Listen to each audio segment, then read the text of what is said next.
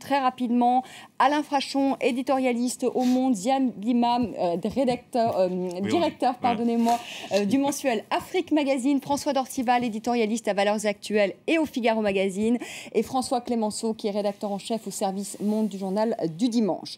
C'était jeudi après-midi, devant Sciences Po, les amis de Clément Méric qui entonnent le chant des partisans, l'hymne de la résistance française durant l'occupation. Ici, chacun sait ce qu'il veut, ce qu'il fait quand il passe.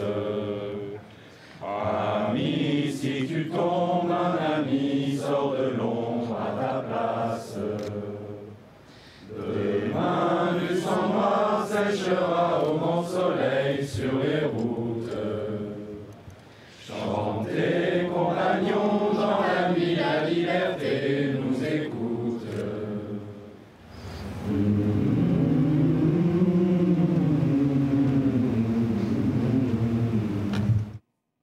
Clément Méric, 19 ans, donc mort jeudi suite à une bagarre avec des groupuscules d'extrême droite. Alain Frachon, ça fait longtemps qu'on n'avait plus entendu parler de ces groupuscules d'extrême droite, de ces skinheads. Ils font soudain leur réapparition. Oui, enfin, on en a entendu parler à l'occasion de certains matchs de foot, puisque ces deux mouvances se rencontrent parfois. En tout cas, je ne suis pas un spécialiste. Je pense que la dernière fois qu'un groupe d'extrême droite a été interdit, c'était en 2002, il y a longtemps. Ça date, oui. Alors, vous savez, maintenant, on dit... Bon, moi, je me méfie des explications par le contexte. On dit que, voilà, la radicalisation des positions en ce moment en France, entre la droite et la gauche... C'était l'édito du Monde, d'ailleurs, aujourd'hui. Oui, c'était l'édito du Monde. Qui disait ça, d'ailleurs. Qui dit ça. Mais alors, moi, je suis plus modéré là-dessus. Je sais pas, je me prononce pas, si vous voulez. C'est très difficile de savoir dans quelle mesure. Mais en revanche, je veux dire, je me prononce sur quelque chose catégoriquement. Mais je me prononce pas sur l'impact d'un contexte politique général sur un acte de ce type-là. Je ne sais pas.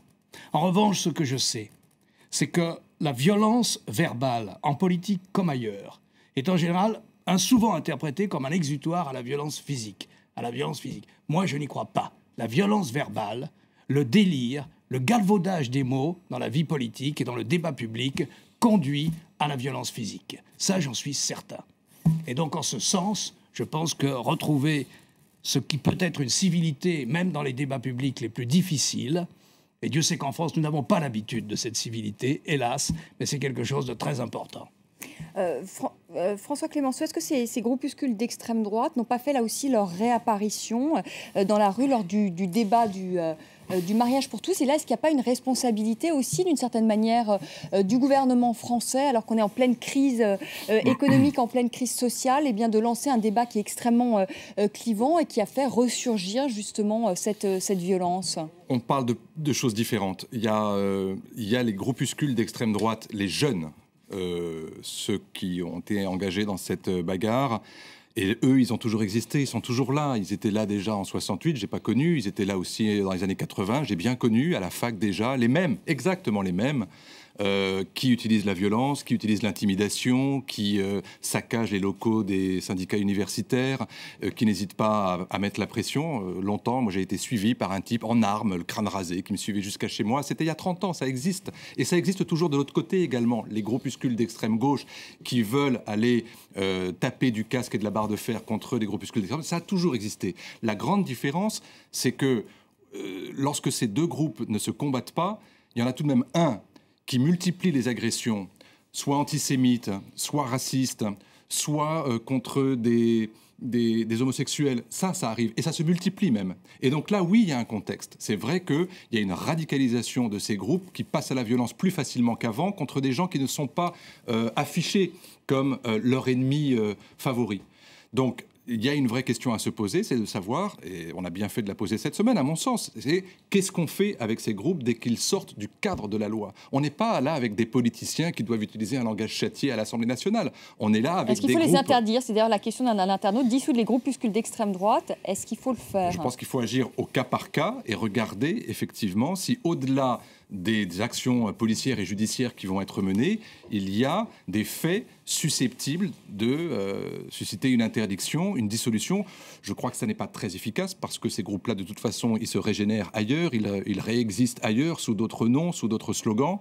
Mais ce recours à la violence contre des gens qui sont je veux dire, voilà, des homosexuels qui se font agresser au coin de la rue et qui sont laissés en miettes. La même chose, on a vu ça dans la région de Lyon notamment, où des couples d'immigrés se font agresser de façon purement gratuite. C'est ça qui est intolérable, c'est ça qui doit être puni. Et la question, ne serait-ce que soulever la question de savoir s'il faut interdire symboliquement ces groupes pour qu'ils cessent de nuire, oui, ça mérite d'être posé.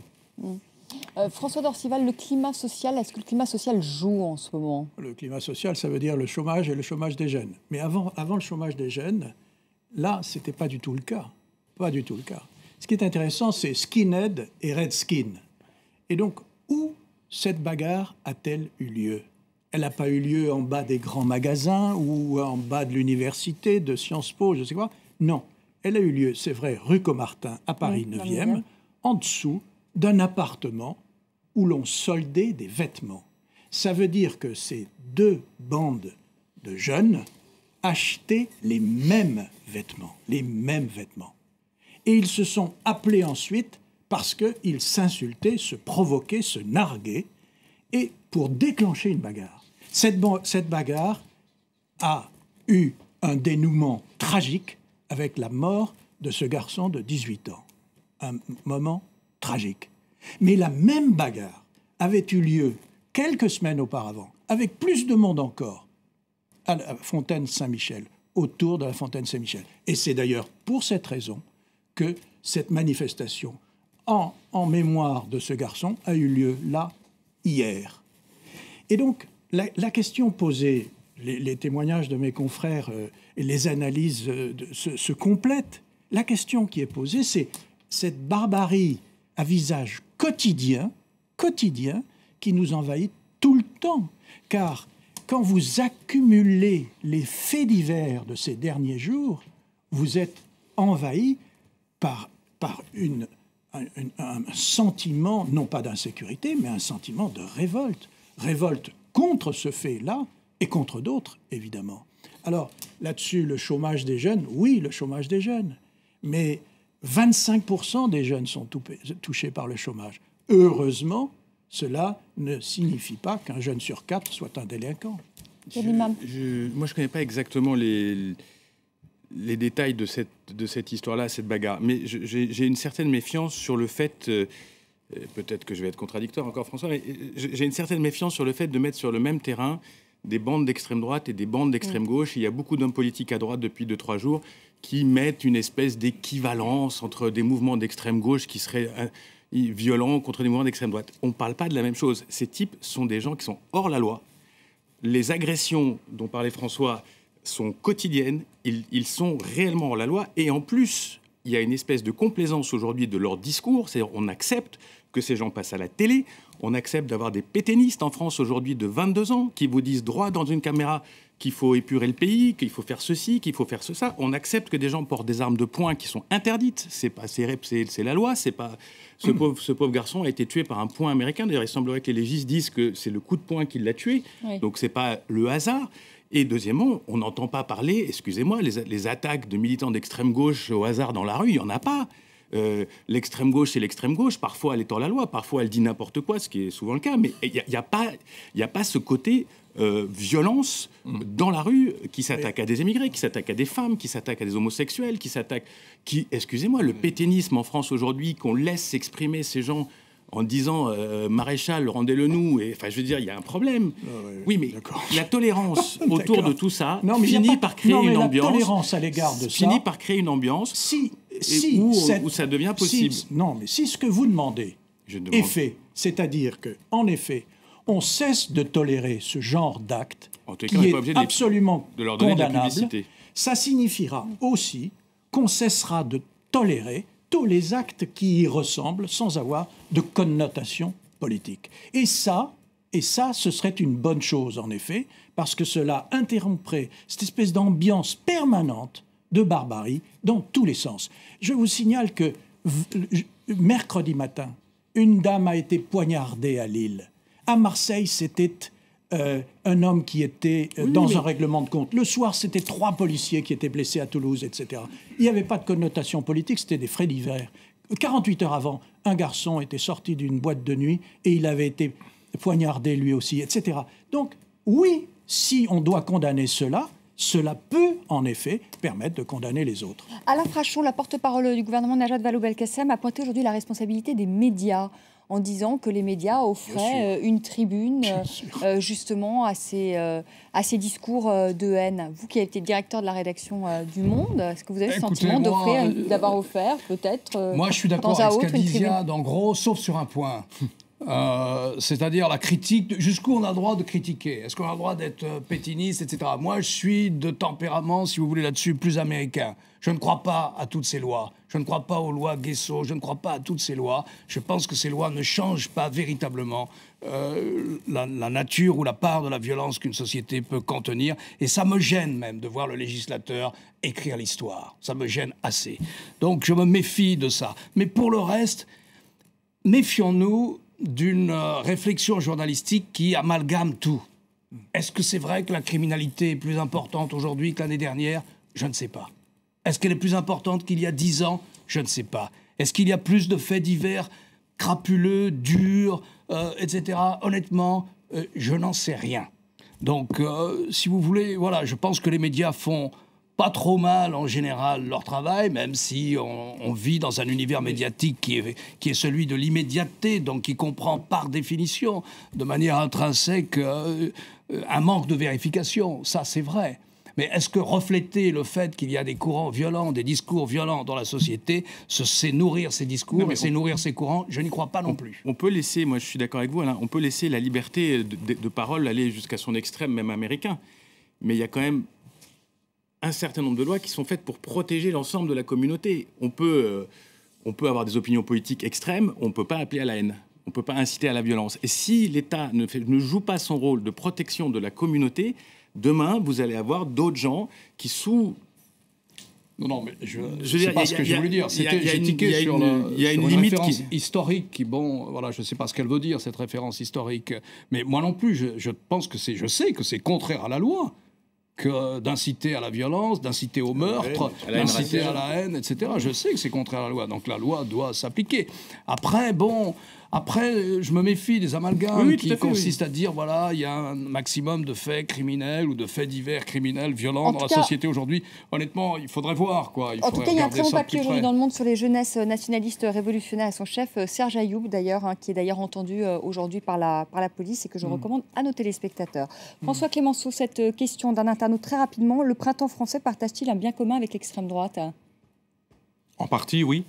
Dans la mesure où il y a un certain nombre de discours, de slogans même qu'on a entendus au moment des manifestations. On rappelle, c'est le mouvement de Béatrice Bourges qui est contre le mariage homosexuel. Lorsqu'il y a eu un certain nombre de slogans qui ont été entendus au moment des marches contre le mariage pour tous, on a effectivement entendu des slogans qui rappellent le fond même du discours, mais pas seulement du Front National, une sorte de discours ultra-conservateur qui existe en France, donc qui n'est pas une surprise en soi, qui existe, mais qui montre clairement que ce n'est pas un discours sociétal uniquement contre le mariage, c'est un discours sociétal qui va beaucoup plus loin et qui, en gros, veut montrer que ce pays ne peut pas progresser et faire progresser ses lois.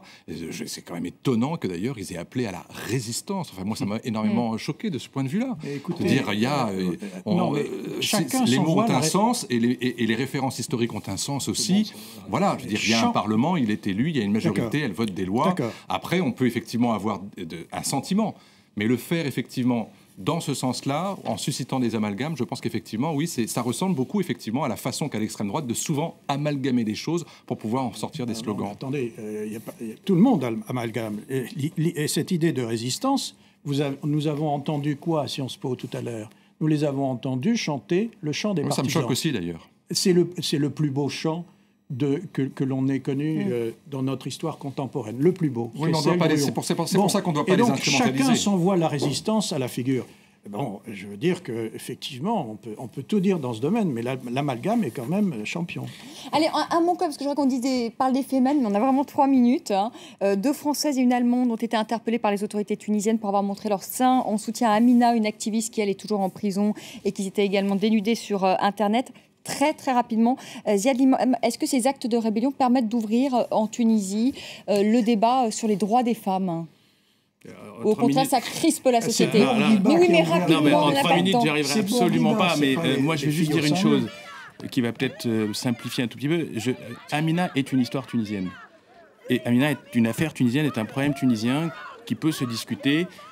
Elle incarne une altérité, elle incarne une radicalité, son procès, pas son procès, etc. Je pense que l'intervention du groupe Femen dans cette histoire ça leur fait beaucoup de bien à elles. Et effectivement, elles sont de plus en plus célèbres, mais elles ont porté tort à cette fille et elles portent tort à la condition des femmes dans ce pays sur un mode de la provocation qui est certainement tout à fait emballant, même visuellement. Mais je veux dire, ça mène à quoi par rapport aux problèmes des femmes en Tunisie, des problèmes des femmes dans les pays arabes en ce moment? Ça mène à quoi? Et par rapport à Amina en particulier, qui est confrontée à ces juges, c'était vraiment pas le moment de la mettre dans cette position-là. Alain Frachon, vous la trouvez courageuse? Vous les trouvez courageuses, ces fémènes? Vous les soutenez? Est-ce que ce sont les nouvelles féministes? Plus Écoutez, les féministes de maman, mais... L'entourage même de Amina dit que ça a aggravé son cas, que ça ne lui a pas rendu service. Alors peut-être, elle dira-t-elle quelque chose d'autre, qu'elle est solidaire de ce qu'ont fait ses amis de ce groupe. Voilà ce que je peux dire. Mais sur ces femmes, ces fémènes, vous les trouvez courageuses? Elles ont été très courageuses, notamment en Russie. Elles ont été très courageuses en Ukraine, absolument, oui. Mais comment vous dire? Toutes ces manifestations, la forme de la manifestation qu'elles ont choisie ne me déplaît aucunement. Je pense qu'on peut avoir les opinions qu'on veut sur la façon dont elles protestent. La question, c'est de savoir est-ce que c'est productif? Est-ce que c'est constructif? Est-ce que ça fait progresser ou non le débat? Là-dessus, je ne suis pas sûr du tout. Je pense que... C'est le médiatisme, peut-être. Ah bah ça, évidemment. Oui, d'accord, mais ça n'aide pas. Je veux dire, quand on veut aller dans des sociétés comme ça, qui sont des sociétés conservatrices, ça vaut également d'ailleurs pour la société russe ou la société ukrainienne, qui sont aussi des sociétés conservatrices. Venir avec ce degré-là de provocation... Médiatiquement, pour nous, occidentaux, oui, ça tient un peu du gadget aussi. Mais je ne suis pas sûr que ça rende service à la cause des femmes dans des pays conservateurs où il y a d'autres moyens de s'émanciper que cela. François Dortival. Je vais vous donner la parole ensuite. Il y a François Dortival. Nakamura, à quoi servent ces provocations? À qui ça sert vraiment, ces provocations? De mettre peut-être les projecteurs justement sur les droits des femmes, quand dans des pays où peut-être même les opposants... Des jeunes femmes en question, oui, ça, d'accord. Qu'on n'entend plus. Un point sur la Tunisie. On avait très peur que le projet de constitution, adopté par la constituante, soit très régressif. C'est pas le cas, apparemment. Enfin, en tout cas, c'est... Voilà. C'est le papier dans le Monde hier, il disait que ça allait plutôt dans le bon sens, même s'il y avait... Voilà, c'est-à-dire qu'en fait, toute cette histoire des Femen, ça a masqué deux choses importantes. Le premier, c'est qu'Amina ne devait pas être en prison. Elle n'a rien à faire en prison. On risque de lui monter un dossier maintenant parce qu'il y a tout ce tralala Femen. Et la deuxième chose, c'est que ça a masqué une évolution importante qu'on devrait regarder de très très près, qui est l'adoption d'un texte qui va rentrer dans sa phase de vote, parce qu'il n'est pas encore adopté. Mais ce texte, c'est le premier texte constitutionnel post-révolution. Donc il est très important. Et on devrait s'occuper et de la libération d'Amina. C'est que le seul autour de cette table... Le grand progressiste Alain Frachon, lui, il les trouve courageuses quand même, ces femmes. Non, mais Radia Nasraoui, qui est la propre avocate d'Amina et qu'on ne peut pas suspecter d'être une conservatrice pur jus, a elle-même dit que les femmes avaient causé du tort à sa cliente. Mais d'une manière générale... Allez mimer la prière devant l'ambassade de Tunisie en France. C'est affreux, ça. Les seins à l'air, on ne peut pas dire autrement. Bon, peut-être qu'il y a quelque chose de... C'est la même chose à Notre-Dame de Paris, c'est de la provocation pure et simple. Bon, heureusement qu'elles ont fait mais ça en Russie, Tunisie, par exemple, à la Frachon prenait le cas de la Russie. Peut-être qu'en Russie, justement, elles ont mis aussi un coup de projecteur sur justement le manque de démocratie. Ces femmes, oui, mais ça commence en Ukraine. Mais c'est un truc purement occidental. C'est les caméras occidentales. C'est fait pour ça. Nous, ça teste. Dans des sociétés démocratiques comme la France, ça teste nos limites. Ça entraîne un débat qui peut être même constructif, mais dans une société fragile en fabrication où le sort d'une jeune femme de 18 ans peut être embringué dans cette histoire, je trouve que c'est irresponsable. Franchement, je trouve ça irresponsable. Oui, c'est même sans doute contre-productif. Et contre-productif. Voilà. Merci. On est tous d'accord. Vous êtes tous d'accord? Oui, mais Alain Frachon lui disait que d'une manière générale, les femmes, quand même, n'étaient pas je ne suis pas insensible à cette forme de protestation. Voilà. Oui, mais on ne sait pas exactement pourquoi quand vous dites ça. D'accord, ça nous mettra un doute, Alain Frachon. Merci à tous les quatre d'avoir participé à cette semaine dans le monde. Vous restez avec nous. On va rejoindre Claire Benichon qui va nous parler des réseaux sociaux et notamment de Pierre Mauroy. Ça, c'est la grande actualité du jour qui s'éteint aujourd'hui à l'âge de 84 ans.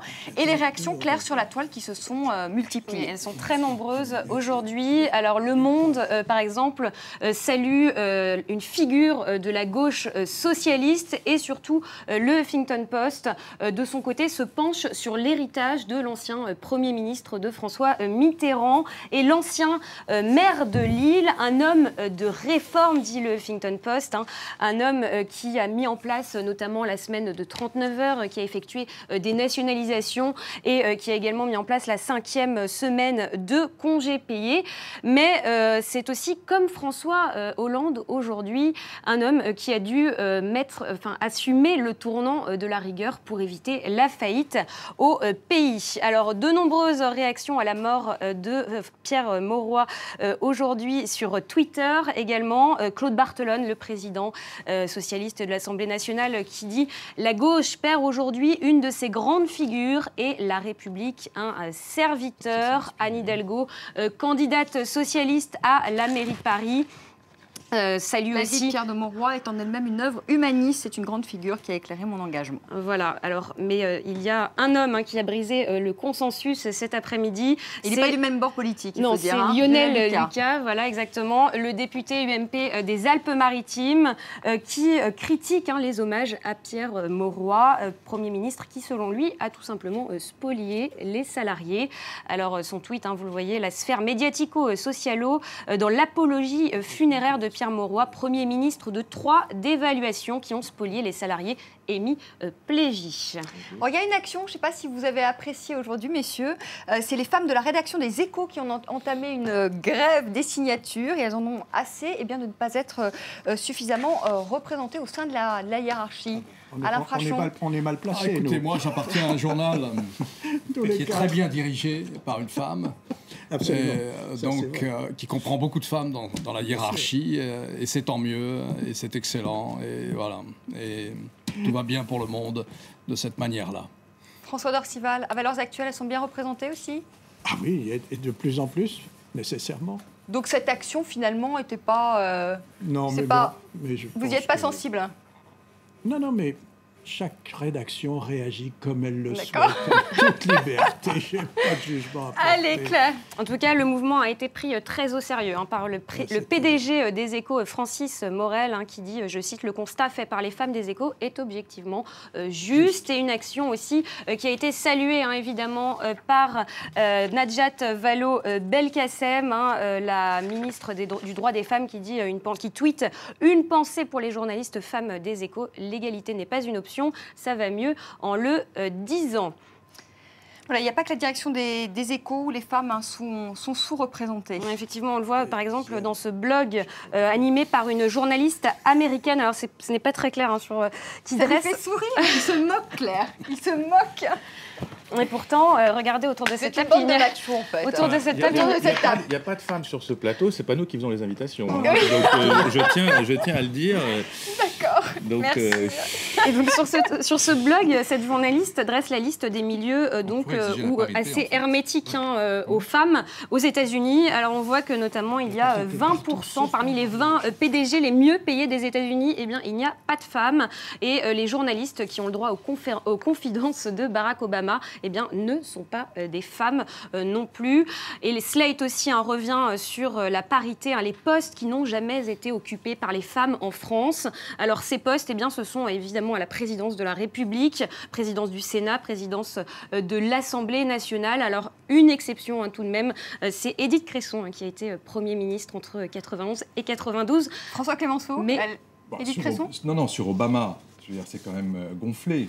Je veux dire, voilà un homme qui, il y a 48 heures, vient de décider de renommer d'ailleurs une femme comme ambassadrice des États-Unis à l'ONU et de confirmer la nomination d'une femme pour être conseillère nationale à la sécurité à la Maison-Blanche. À ma connaissance, je ne suis pas sûr qu'en France, en Allemagne, en Italie ou même en Angleterre, on ait assisté à une telle ascension des femmes à des postes de si grande responsabilité au sein de la diplomatie ou des affaires de sécurité nationale. Il y a encore beaucoup à faire.